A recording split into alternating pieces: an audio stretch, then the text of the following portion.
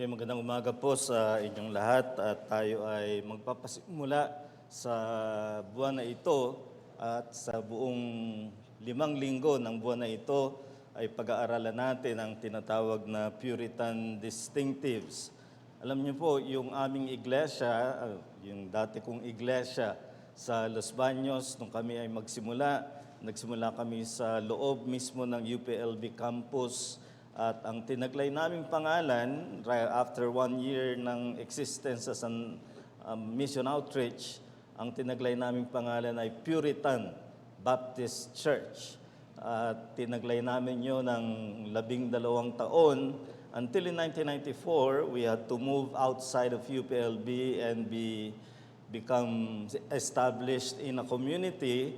Naisip namin baka pag ginamit pa rin natin ang Puritan Baptist Church ay isipin na tayo ay naglalako ng garments, media, so ano pa man.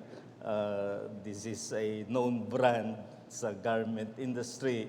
So we changed in 1994 into what is now the name of our church doon na Grace Baptist Church.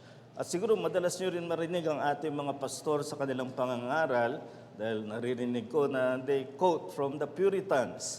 And I am sure, nagtatanong kayo, ano ba itong mga Puritans? Bakit ganun na lang ang paggamit sa kanilang mga isinulat upang magbigay ng pangangaral at ng pagtuturo sa atin?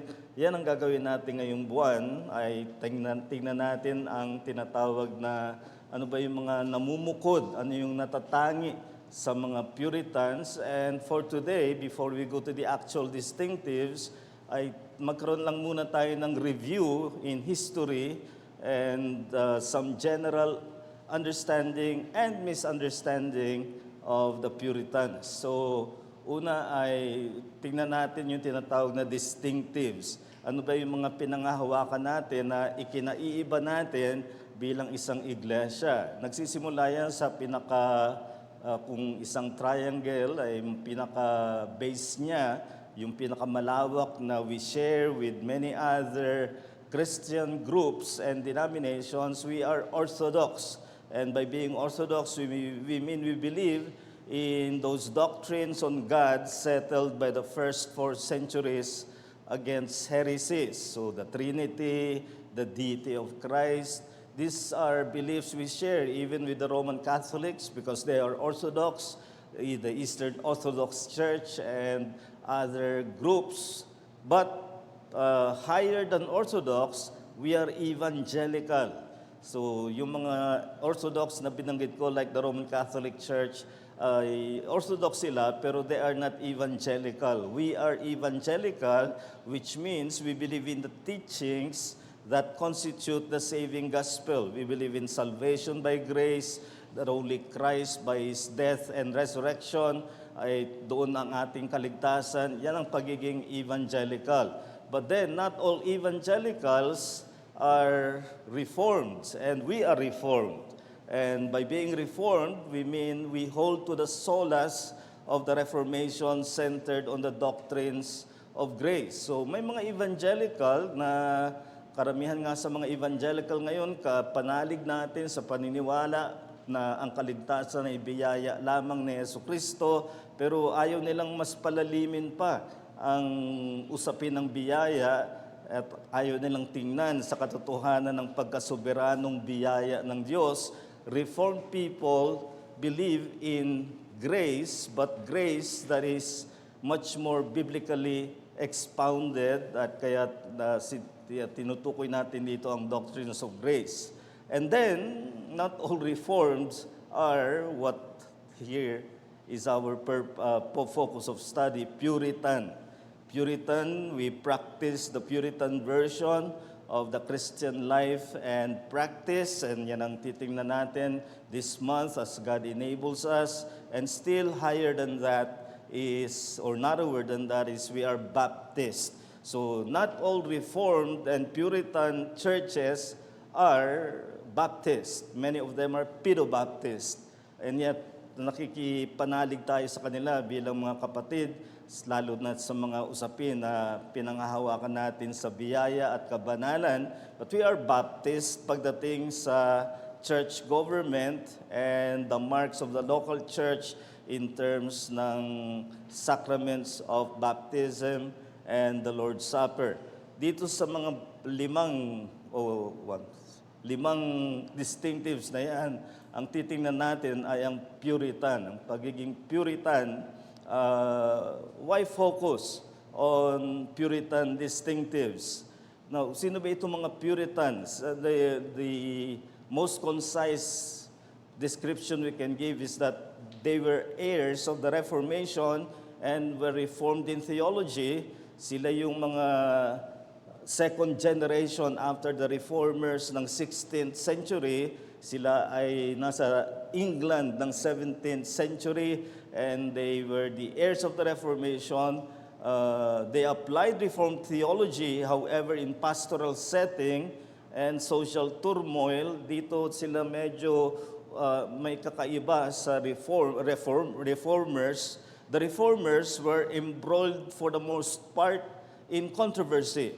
Kaya yung kanilang mga positions kadalasan ay just to be diametrically opposite to the Roman Catholic position.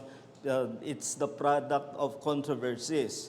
However, ang kakaiba sa mga Puritans, most Puritans were ministers. And so they had to apply the doctrines ng Reformation as they bear on the Christian life on the ground.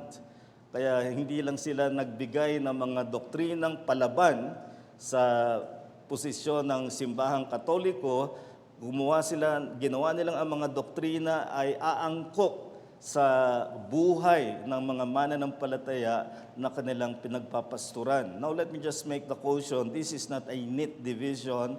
Many reformers were pastors like John Calvin, who was a pastor in Geneva, and on the other hand, Puritans had their controversies. So I'm not making a neat division, but I think it is a helpful understanding sa pagkakaiba ng reformers at ang Puritans.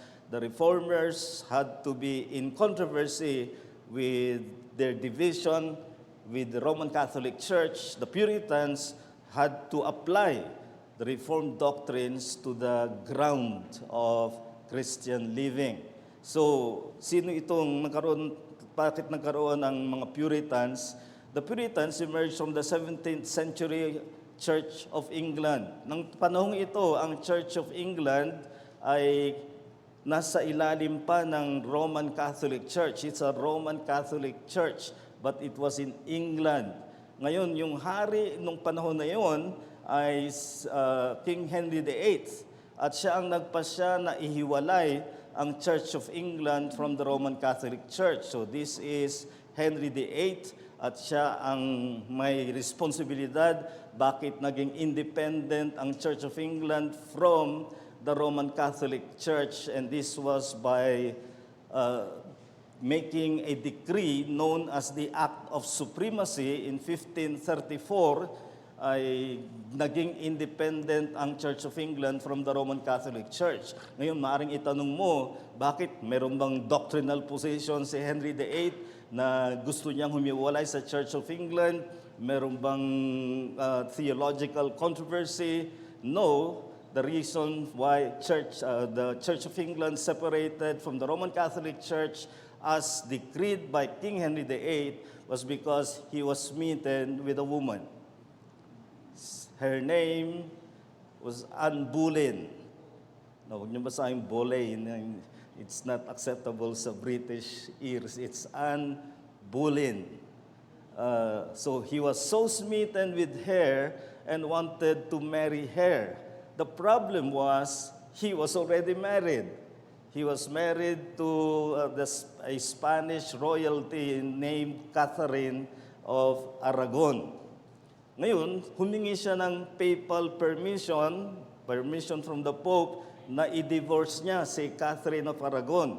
Hindi pumayag ang Pope dahil may mga political reasons. Catherine of Aragon was the niece of the Emperor of the Holy Roman Empire at that time at ayaw ng Pope Clement at the time na i-provoke yung Holy Roman Emperor. So, hindi pinayagan ng divorce. So what did Henry do? He resorted to separation from the Roman Catholic Church. So yan ang talagang istorya bakit naging independent ang Roman Catholic Church, not doctrinal, not theological, not even ethical issues, but Henry, as King of England, wanted to separate from his wife. Ayaw payagan ng Roman Catholic Church. So in 1534, he issued the Act of Supremacy. And from that time on until now, the Church of England is independent of the Roman Catholic Church. At yan ang umpisa niyan. But as now head of the Church of England, and still, until now, the King of England, the King of Great Britain, is still considered the head of the Church of England. That's King Charles III. Pero may itinatalaga na head cleric o yung punong ministro ay ang tinatawag na Archbishop of Canterbury. Now, probably the only good thing that Henry VIII did in establishing the Church of England as independent from the Roman Catholic Church was he appointed a very good churchman in the person of Thomas Cranmer. Now, he has his flaws of character, pero theologically, he was solid. And in fact, he was the author of what until now is still the basis of faith of the Church of England, although ngayon they just acknowledge it on paper, not in reality. Thomas Cranmer was the author of the 39 Articles of the Church of England, which was Reformed and Protestant in its belief. So while Cranmer was truly Reformed in theology, Henry VIII remained Catholic in beliefs and practice. Kaya ang nangyari, itong si Cranmer, naging sunod-sunuran kay King Henry kung ano man ang gusto niya. So while he was reformed and clear in his theology, he was a puppet of Henry VIII. Then, so yun ang brief summary. And when the Church of England became independent, many of its ministers who were truly reformed wanted full reformed application to the church. These ministers came to be known as Puritans dahil gusto nilang i-purify ang church. Yung mga kalaban nila, tinawag sila as by way of denigration o pamimintas, tinawag silang Puritans. And succession of monarchs led the Puritans to successes and setbacks. So it's like a roller coaster. From Henry VIII, you had King Edward VI, and then Queen Mary, who was called in history the Bloody Mary, from 1553 to 1558. At siya ang sanhi ng pagpatay sa maraming mga ministro, including, in fact, the first one was Thomas Cranmer. So yan si Queen Mary the First, because Queen Mary the First was the daughter of Catherine of Aragon, whom Henry divorced. So, but Mary had a short life and therefore a short reign. She died in 1558, and this is one of the rather impressive or interesting twists of history. Yung nag-succeed kay Mary ay si Elizabeth I, who was the daughter of Anne Boleyn, who was beheaded by Henry VIII on false suspicion. In fact, I think dalawang asawa ni Henry VIII, nagkaroon siya ng 6 na asawa, consecutive naman, hindi sabay-sabay. Dalawa roon ang kanyang pinapugutan ng ulo, isa si Anne Boleyn. So, iba-ibang hari at monarch ang nagkaroon ng mga successes ang Puritans as well as setbacks. It came to a head during the reign of Charles II. Now, the reason why we have a Charles III today is because the last Charles was Charles II, nung time pa ng mga Puritans. And it was Charles II who pushed the Puritans to make a choice. He established the Act of Uniformity. Ito ay mga bagay na pinapanumpa ang mga Puritans sa mga dokumento ng Iglesia ng England, Church of England, na hindi nila makonsensya.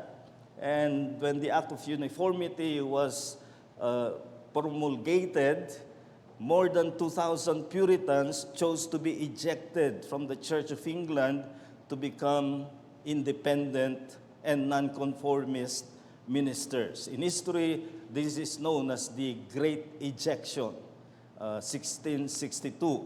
So rather than swear and maintain their income as ministers of Church of England, they would not violate their conscience. So dito pala makikita natin yung karakter ng mga Puritans. Ito yung mga mas mahalaga sa kanilang panghawakan ng konsensya kaysa sila ay magkaroon ng secure na posisyon sa simbahan na hindi nila masuportahan conscientiously.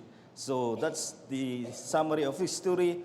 Many Puritans excelled in writing and exerted influence through generations. Ito ang madalas na marinig niyong sinisitas ng ating mga pastor sa kanilang pangangaral o pagtuturo, because this is the way the Puritans still exert influence in our day, through generations, through their writings. Just to cite some of the great writers, there's John Owen, who is considered the prince of the Puritans in the sense na pagdating sa writing ay siya ang masasabi nating pinakamalalim na pag-iisip. Kung minsan napakalalim nga ay hindi mo masisid yung kanyang sinasabi, pero pag naunawaan mo siya ay he's the best as far as writings are concerned. And he produced writings that were collected in 16 volumes. At ngayong May 28 sa GMA graduation, every graduate will receive a full set donated by the Banner of Truth Trust to every graduate, yung 16 volumes na yon ni John Owen. That's John Owen. Then you have Richard Baxter. Richard Baxter theologically was a disaster. May mga iba-iba siyang views. But in his practical writings, he was unmatched. Pagdating sa practical Christian living, walang katulad itong si Richard Baxter. Maaring alam nyo ang kanyang The Everlasting Rest about heaven and many other writings. Then you have Thomas Watson, perhaps the systematic theologian of the Puritans. He wrote the exposition of the Westminster Confession. He wrote the Ten Commandments. He wrote the Lord's Prayer. At maraming mga sulatin niya na both theological and practical. And probably the most famous was John Bunyan. John Bunyan, kakaiba siya sa ibang mga Puritans who were mostly Pedo-Baptist. John Bunyan was a Baptist, even though a rather soft one. Pero siya ang pinakanakilala sa kanyang panulat na mga allegories karamihan, the Pilgrim's Progress, the Holy War, and many other things. And this is just a selection of many, many Puritan writers whose writings continue to be published today. And I have many of their writings that I continue to read with much profit, both theologically and as a challenge to Christian living. So there are many others more whose writings continue to excel in applied impact of Reformed theology. Meron ng mga paperbacks nito na maliliit. Sana may karamihan sa inyo, kung hindi man lahat sa inyo, ay may magkaroon man sa inyong library ng some of these paperbacks, even if you do not need to own volumes upon volumes of writings. So, let us consider here the issue why we are studying this. What sets apart the Puritans that spells their own distinctives? No, tingnan muna natin yung mga maling impression ng mga tao sa mga Puritans. Ang isang wrong approach ay sinasabi nila, the Puritans were a joyless people. Mga taong walang kagalakan. One of the most famous quotes about the Puritans was that of the historian H.L. Mencken, who said, Puritanism is the haunting fear that someone somewhere might be happy. And that is, of course, a very unfair judgment. Pero ganyan ang naging impression sa marami because of the Puritans' emphasis on holiness, purity, gravity, and reverence of disposition. When you worship God, they think the Puritans were joyless. And that is not true. The Puritans were known for their joyful life and company. They were fond of gatherings and where there's meal shared, and they love to drink beer. Huwag niyong gamitin yan para mag beer revelry. Ang sinasabi ko lang ay they were happy in their company, and they, after all, are the author of probably the most quoted line on the meaning of life. They produced the Shorter Catechism of the Westminster Assembly, and number 1 there, what is the chief end of man? The chief end of man is to glorify God and enjoy Him forever. So who would think that God is someone to enjoy? The Puritans did. And they did not think of God as someone with whom you can only be in a grave disposition. They were joyful in their holiness. It's not a holiness of mere gravity, but a holiness of joyfulness. Isa pang wrong misunderstanding is that the Puritans were legalistic in precision. Dahil makikita mo yung marami silang mga sinusunod na mga patakaran para maging banal, mga bagay na dapat iwasan para huwag mahulog sa kasalanan, inakala ng marami na ang kahulugan niyan, mga legalistic na mga tao itong mga Puritans. In fact, one Puritan was asked about their precision. Puritan Richard Rogers answered, I serve a precise God. So it's God-centered precision, if you like, but it's not legalism. Precision in theology and ethics is different from legalism. In fact, theological precision may spell difference between orthodoxy and heresy.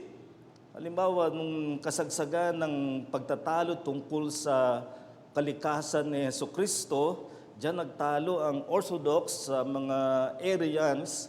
Alam niyo bang kaibahan doon ay spelling lamang.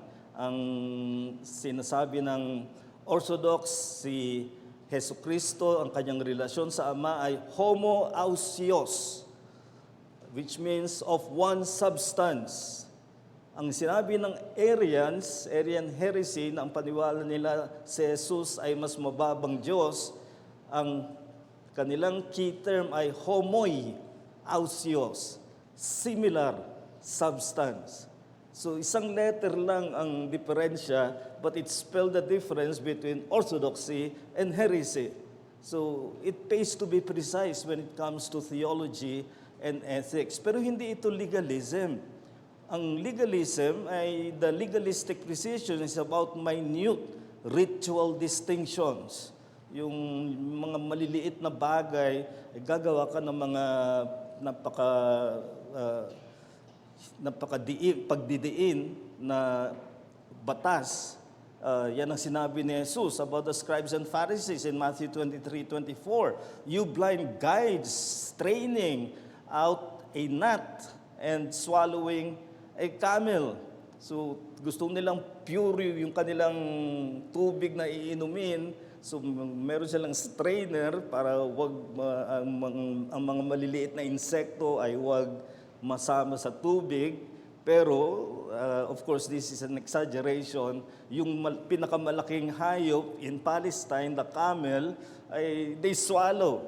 Ang point ni Jesus riyan ay, you are so focused on the small things and you miss the big things. That's legalism. Hindi ganyan ang mga Puritans.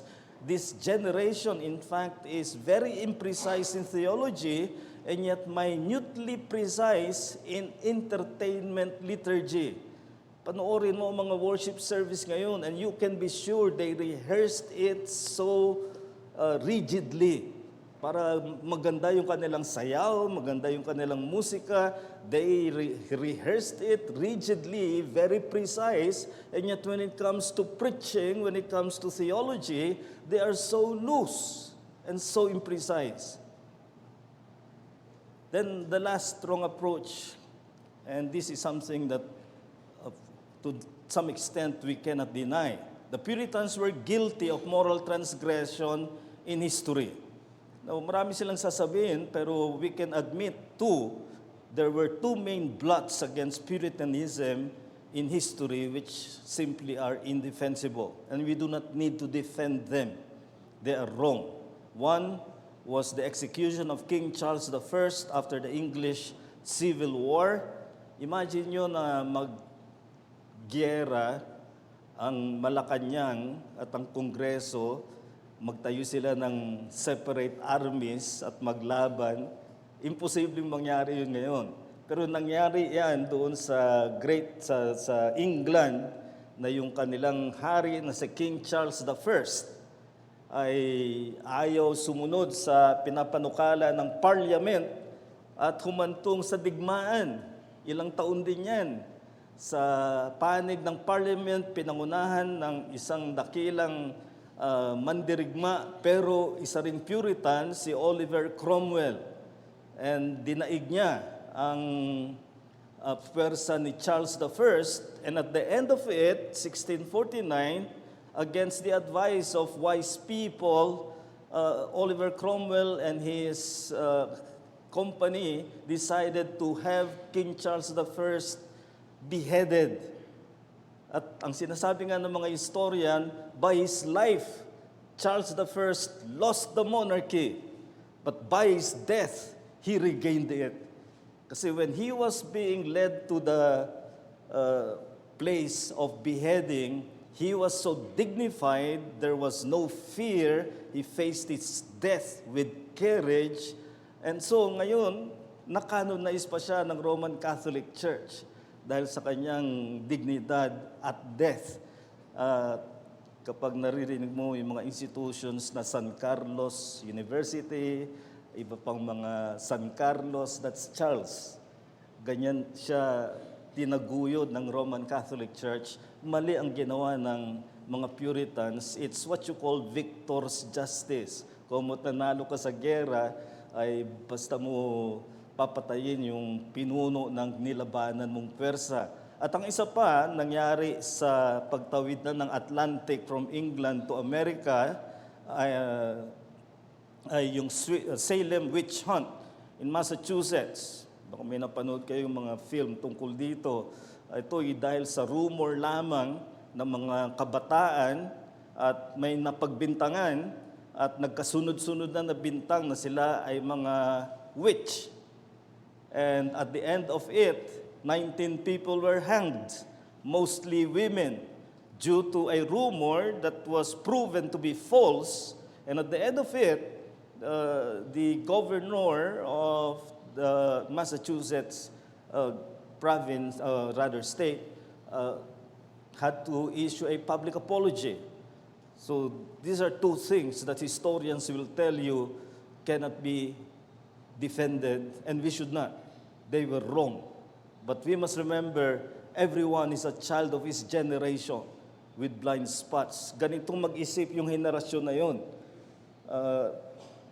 At tayo man sa ating henerasyon, may mga bagay tayong maaring tinatanggap na the more enlightened generation of the future will see to be wrong. But we are doing it with clear conscience, and yun ang masasabi natin sa Puritans, they were doing it with clear conscience, but they were still wrong. It is easy to cover up present transgression, however, by blaming the past. Yan ang ginagawa ng marami ngayon na sinisisi ang mga In America, you have the whites being harassed and treated unfairly because kinakailangan daw bumawi sa mga blacks na oppressed. Na totoo naman. They were oppressed, they were free, many of them were slaves, pero that's generations in the past. Ngayon pinaparusahan nila ang the present generation. That's not the way to deal justly with issues of the past.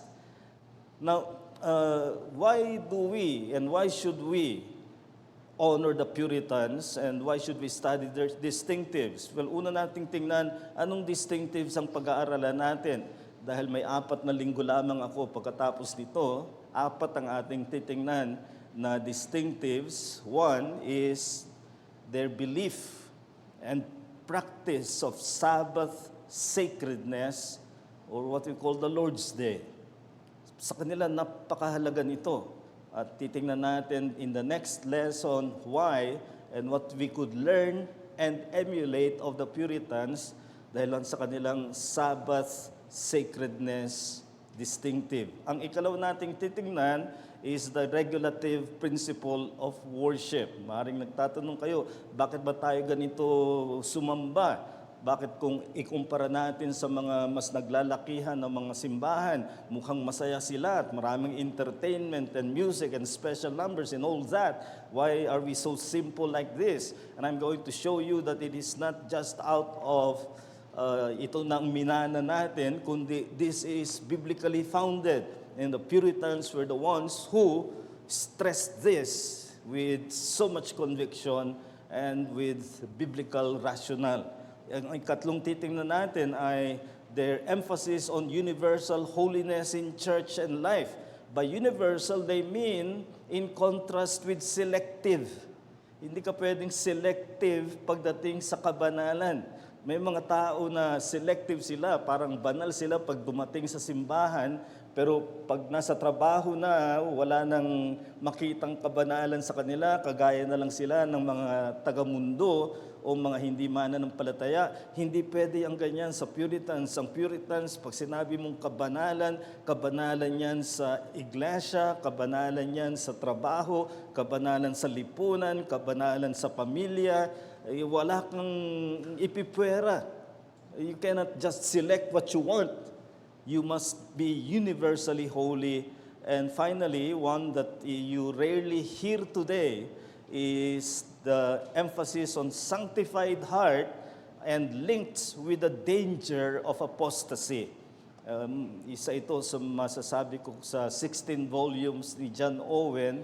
May volume 7 and 8 siya na dedicated to issues of apostasy. Why did they have to emphasize so much itong pagtalikod sa pananampalataya at ang peligro na hinaharap ng mga mananampalataya kung hindi sila magbantay?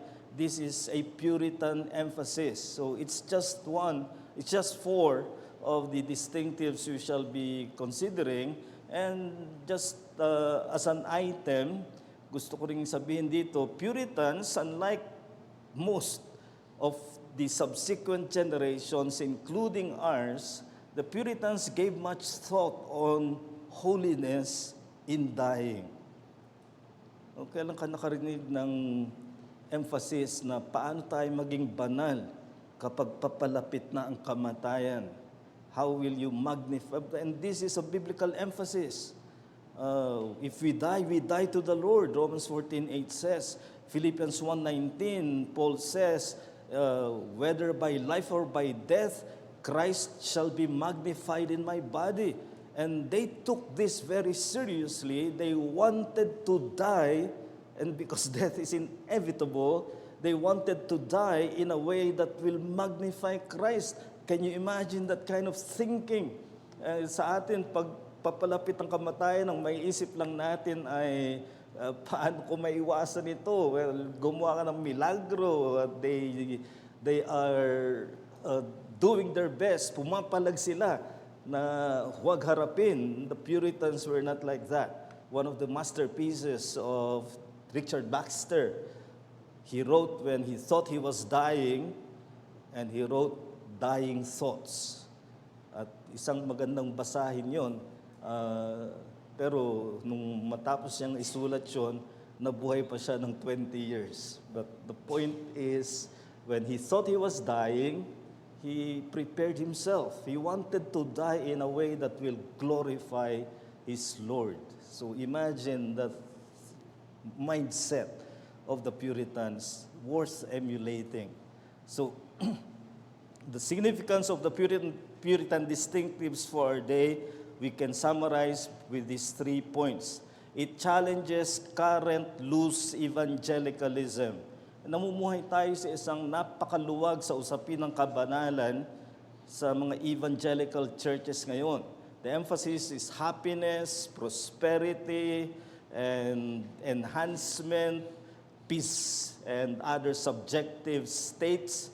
Ang Puritans, kapag yung binasa ang kanilang mga sulat, pananariwain sa iyo na ang usapin ay tungkol sa mga bagay na hindi mo naririnig sa mga evangelicals ngayon. So there is they pose a warning against moral license characteristic of the last days na sinabi ni Paul. Also, it demonstrates doctrinal practical faith. The Puritans were both doctrinally oriented and yet doctrine that is put in practice. So hindi sila nag-ipon lang ng doktrina sa kanilang pag-iisip. Magagaling silang theologians, but they were even more precise when it comes to the application of theology in their lives, in their relationships. So they become a model of doctrinal purity with ethical integrity. Mahirap pagsamahin ito sa ngayon. Maraming mga namumuhay ng may kabanalan, pero napakababaw ng theology nila. Yung kanilang pamumuhay ay maaring nadala lang ng mga some emotional, inspirational thoughts rather than solidly rooted in doctrine. At gusto kong sabihin, pagdating sa panahon ng mga bagyo ng buhay, yung namumuhay ng tila banal pero walang ugat ng doktrina, bibigay yan. Ang hindi bibigay ay yung kanyang buhay ay nakaugat sa doktrina ng salita ng Diyos. And that's the balance you see so magnificently displayed by the Puritans. And the last is that it alerts discernment of wrong in admired people. Kaya ako binanggit dito yung dalawang hindi madepensahan na ginawa ng mga Puritans is just to demonstrate that we are not blind followers. They had their wrongs. They were children of their time. They had their shortcomings. And of course, we do not believe in what they widely practiced where government is intruding into church affairs. Wala sa atin ng mga yan. Kaya hindi tayo blind followers, but on the other hand, ay handa tayong magwasto kahit doon sa mga iginagalang natin at hinahangaan, which is what exactly Paul did to Peter. There are times when you have to face someone. At sabi roon ay, I withstood Peter to the face because he was to be blamed. And we are ready to do that if the Puritans had their mistakes.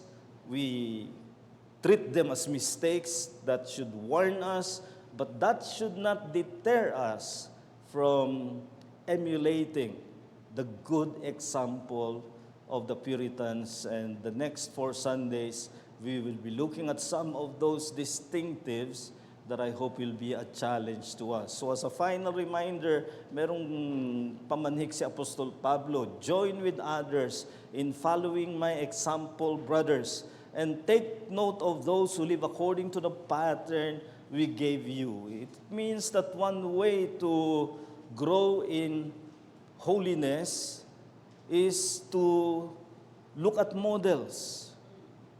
May madalas maririnig ang mga tao, I only look to Christ. Well, good, you look to Christ, ultimately. But Christ in His goodness has given us people who we can emulate as models. And those people include those from generations in the past. That's why we study history. And let me say, of all that I have read in many parts of history, and I teach Christian history in GMA, one period that excels above many are the Puritans when it comes to the combination of doctrinal faithfulness and practical holiness. That's what you and I need. So follow the lives of believers, exemplary in holiness, and that's what we will do as we look at 5 distinctives in the next 4 Sundays as God enables. Any question? Yes, Chit.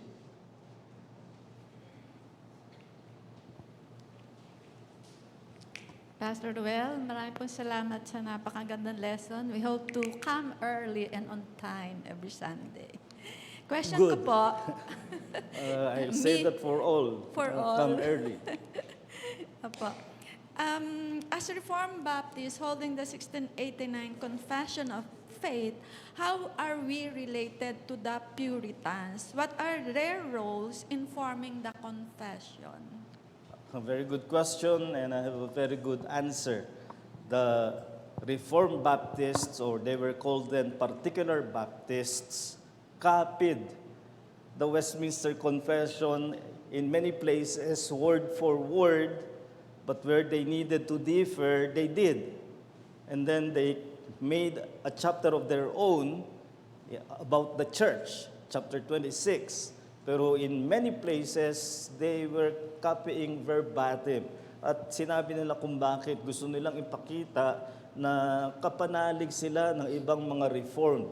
Although they differed in some areas like baptism, church government, pero sa iba ay halos kinopya nila ang Westminster Confession. May mga binago lamang sila like in the covenants and other places. Pero doon makikita natin, they wanted to be connected to the Reformed Christians of the past generation.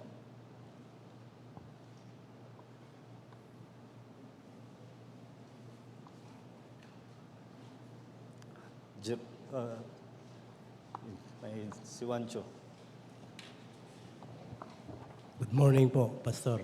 Actually, Pastor, dalawa sana ang question ko, pero mas pinili ko na lang po yung isa. Yung act of supremacy.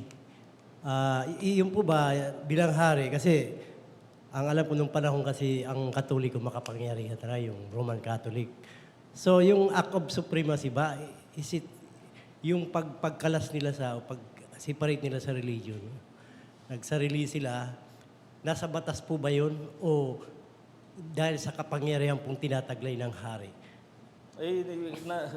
Nasa kapangyarihan ng hari yun ang kanyang posisyon at hindi nag-try ang Roman Catholic Church to, in fact they excommunicated Henry VIII, pero ang loyalty ng English people ay kay Henry VIII at sumunod sa kanya. Meron siyang chancellor noon, Thomas More, who remained Catholic to the end, na ayaw pumayag sa kanyang divorce with Catherine of Aragon, and Henry VIII had him beheaded. So ganyan makapangyarihan si Henry VIII at his will, and sometimes very impulsive will, you can get yourself executed if you oppose his will. So kaya nagtagumpay siyang magkaroon ng kasarinlan ang Church of England from Roman Catholic Church, which stands to this day. The Church of England is not part of the Roman Catholic Church. Thank you po. Jerome. Pastor, given na isang example lang yung nakita ko kanina, si Oliver Cromwell po ba, tama po? Siya lang yung parang nakita ko nag-delve into quote-unquote politics. Given that ang stance ba ng mga Puritans is to totally humiwalay sila sa political or No, executive branch? the Puritans believed in a sacral society, meaning pinagsama nila ang government at church na magkatambal sa pagsulong ng gawain ng Panginoon. And you will see this in the Westminster Confession in its original, pagtungkol sa the magistrate or the government. But in the 18th century, dinilit nila yung bagay na yon dahil hindi na napapanahon. Pero in the original, they were very much into politics. Oliver Cromwell was, after pinugutan nila si Charles I, he was offered to be the king and he refused. And instead, he was given the title Lord Protector. At yung kanyang regime ay tinawag na protectorate. But as a matter of fact, he was even more powerful than the king. Kung king siya, ay nakatali siya sa parliament. As Lord Protector, sariling-sarili niya kung anong gusto niya gawin. And he did. But with, you can say it was a benevolent dictatorship because he really sought the good of England. He extended freedom to the nonconformists, yung mga hindi part ng Church of England, except the Roman Catholics. So may remains pa rin ng kanilang past. Yes, go ahead. And by the way, John Owen became the one of the chief advisors of Cromwell. Go ahead. So, follow-up lang, Pastor. So, given that yung stance ng Puritans, bakit today, generally, lahat ng mga Christians na nagde-delve into politics, mga Bible Bap lang, mga JIL, mga ganun, to some extent, mostly yung Catholic. So, dahil ba masyado lang malaki yung work ng Reformation, kaya hindi tayo actively nagpo-pursue ng Reformation sa government? No, this is theologically rooted. Why should the church not meddle with government? Because we believe in the separation of church and state. In fact, it was the Baptists who pushed that. Dun sa mga reformers, merong mga yung tinatawag ng magisterial reformers, they believed in the partnership of magistrate, meaning government and church. Yan ng mga sila Calvin and then even the Puritans. And then you have the radical reformers who believe that they should be separate. Hindi nila na isagawa ito sa Inglaterra, sa England. Tumawid sila ng Atlantic and established what they called New England. At doon ay nagkaroon ng practice for the first time, the experiment of the separation of church and state, now fully established in the Constitution of the United States in Amendment number 1, na hindi pwedeng ang government ay either mag-establish o magbawal ng anumang relihiyon. And we should retain it that way. Remember what Jesus said to Pilate, "My kingdom is not of this world. If my kingdom were of this world, my servants would have fought." Ibig sabihin niya, my servants would have used the instruments of government. But that's not my kingdom. And the church, being the community of the kingdom, must avoid at all cost any government interference. So I do not believe government should mandate religious matters. Pabayaan lang niya ang mga religion, mga churches, huwag siyang makialam, huwag siyang manghimasok. Baptists have thrived in a society where there is freedom of religion. That is what we want, not interference of the state.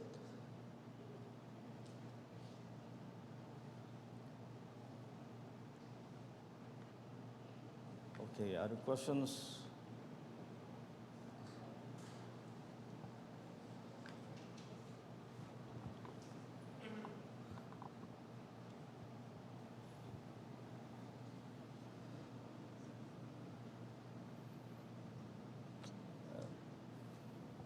can have two more if you wish to ask anything sa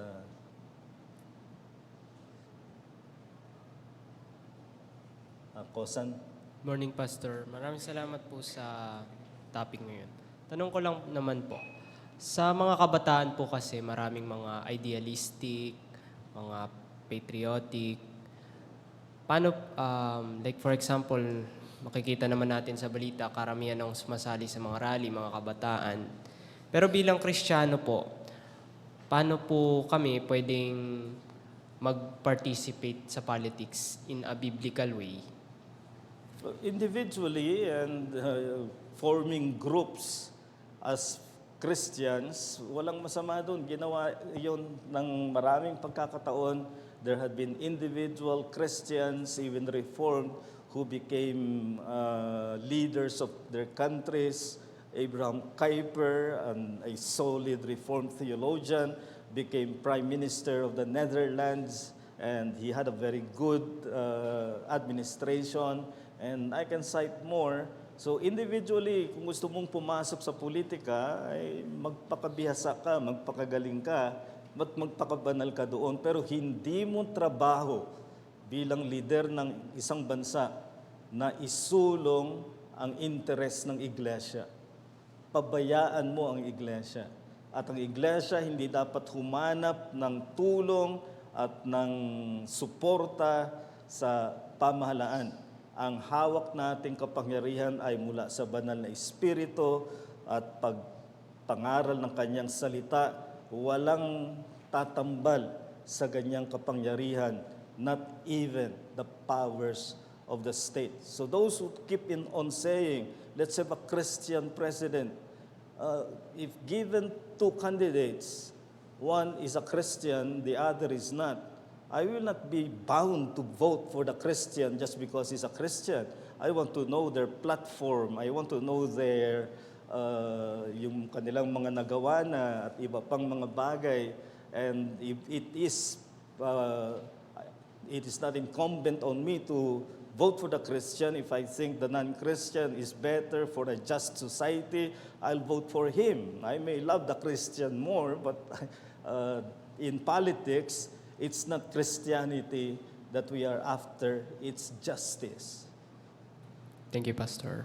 Last question, yes. Paano po dun sa nangyari na COVID-19, yung pinagdaanan natin? Paano po pag nangyari ulit yun, yung ganong insidente? Kasi pinagbawal po yung mga church gathering nun eh, yung mga, paano po natin titingnan yun? Or since na merong separation of church and state? Well, ang masasabi natin dyan ay, we now know better in hindsight. So ngayon, noon bago sa atin yon, although not totally unprecedented, pero hindi pa tayo buhay nung nangyari ang 1918 Spanish flu pandemic. Nung panahong yon, nagsara din ang mga churches. So nung pumasok ang pandemic sa atin, it's a new thing to us. So when the government required us na wag mag-assemble, we thought that was the best way to love your neighbor. I grounded my argument on love of neighbor. Kung makakahawa, makakapinsala sa iba, then it's better to use the secondary means of online service, which we did for a few months until we returned as soon as we could sa assembly. But now we know better na hindi naman pala kailangan, and I think God forbid na another pandemic will happen, we know better how to respond. So we will learn this, especially next Lord's Day, when we look at the first distinctive, the Sabbath sacredness and the holiness of the Lord's Day. Let's close in prayer. Dakila naming Diyos, sa aming mahabaging Ama, nagpapasalamat kami na maari kaming makabalik tanaw sa nakalipas na henerasyon ng mga Puritans at sa pamamagitan ng kanilang mga iniwang sulatin at sa mga tala ng kasaysayan ay maari naming malaman ang mga bagay na magiging hamon sa amin para sa kabanalan.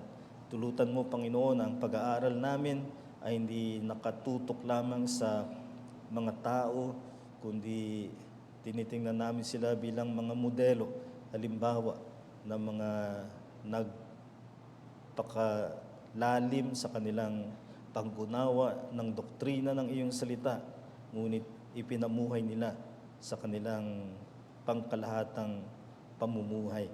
Naway maging hamon ng bawat distinctive na aming pag-aaralan at mangyari na matularan namin sa aming buhay ngayon bilang mga mananampalataya.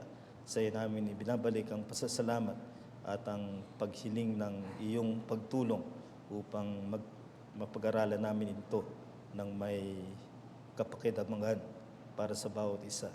Panalangin namin ang lahat ng ito sa pangalan ng Panginoong Heso Kristo. Amen.